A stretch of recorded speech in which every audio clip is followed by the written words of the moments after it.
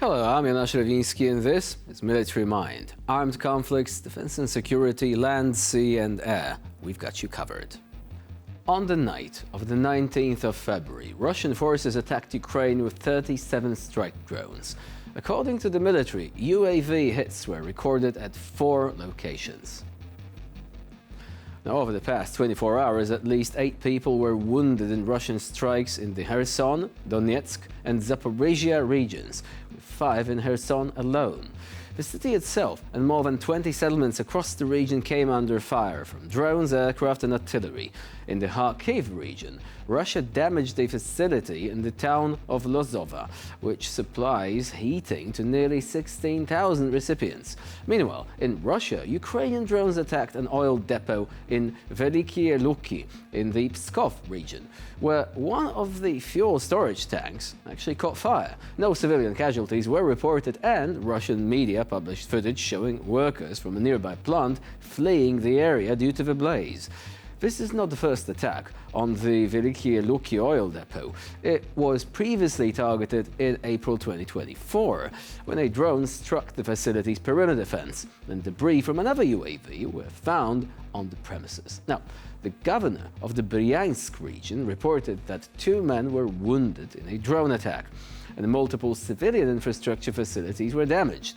In Belgorod, recovery efforts continue following a missile strike on the evening of the 18th of February.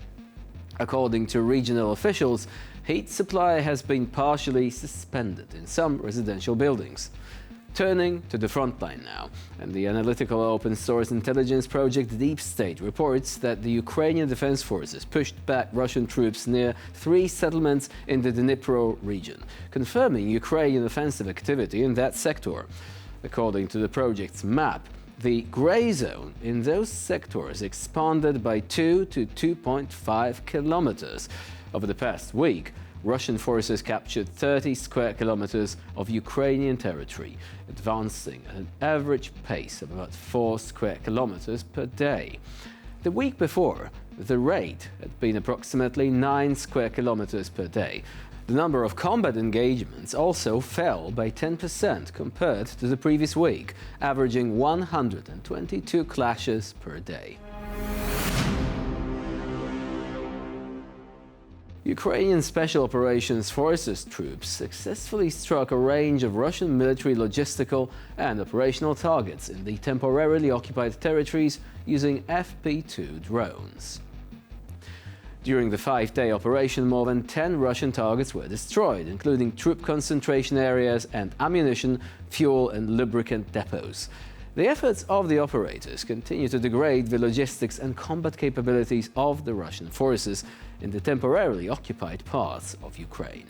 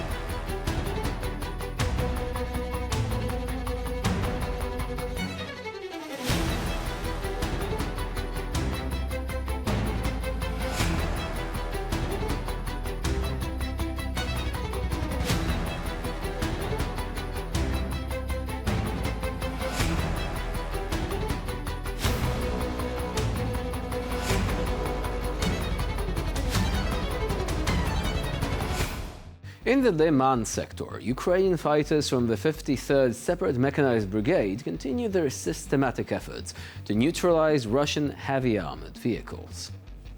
FPV drones of the F-16 Reconnaissance Company, with support from adjacent units, worked on a number of targets. A direct hit stopped a Ural truck that was covering the approach to Ukrainian firing positions, and a Russian T-72 main battle tank attempting to suppress Ukraine's defenses was also hit. A number of other armored vehicles advancing towards the front lines have also fallen prey to the Ukrainian attacks.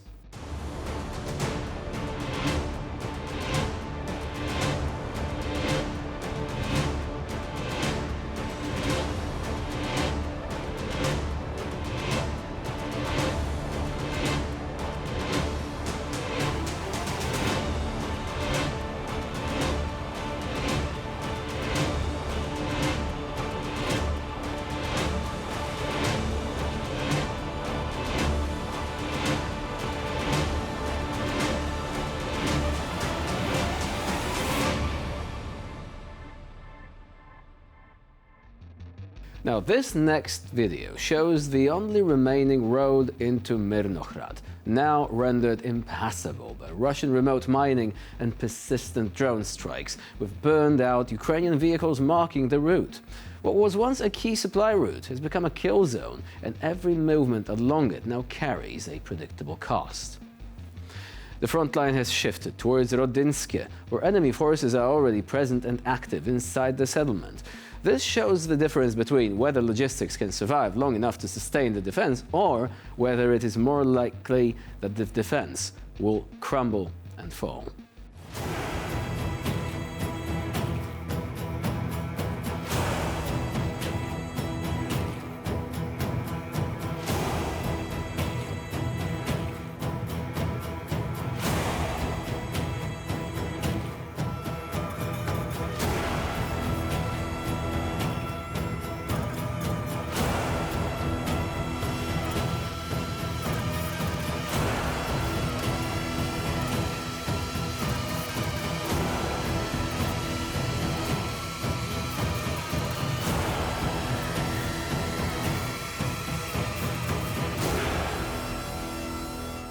Now, the footage you're about to see comes from Oleshky, an occupied Kherson region, where Russian forces have turned a civilian city into a zone of total destruction. What was once a vibrant urban environment for Ukrainian families has been reduced to ruin. Now, this clip was captured by the 34th Separate Coastal Defense Brigade during combat operations in the area. It documents not only physical devastation, but the operational reality of fighting in terrain deliberately destroyed to deny cover, shelter, and to make any civilian life there untenable.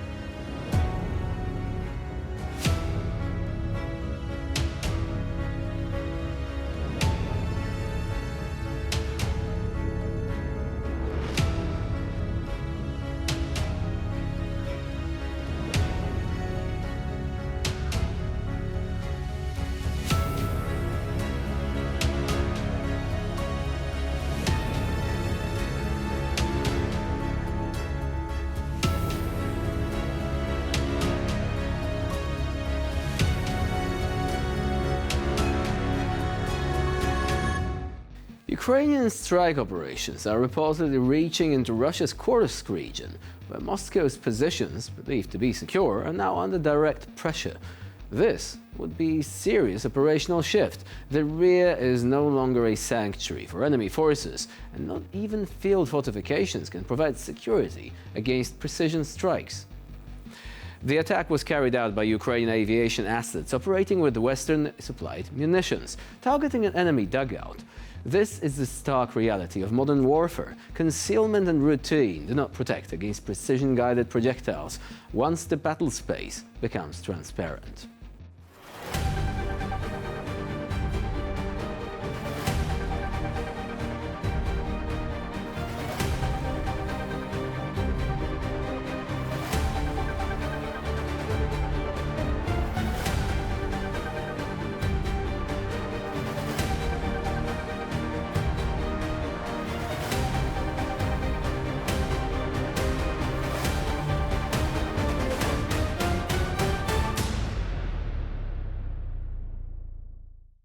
And that's all for now today on Military Mind. Please stay with us here on TVP World for more latest news, updates and commentary.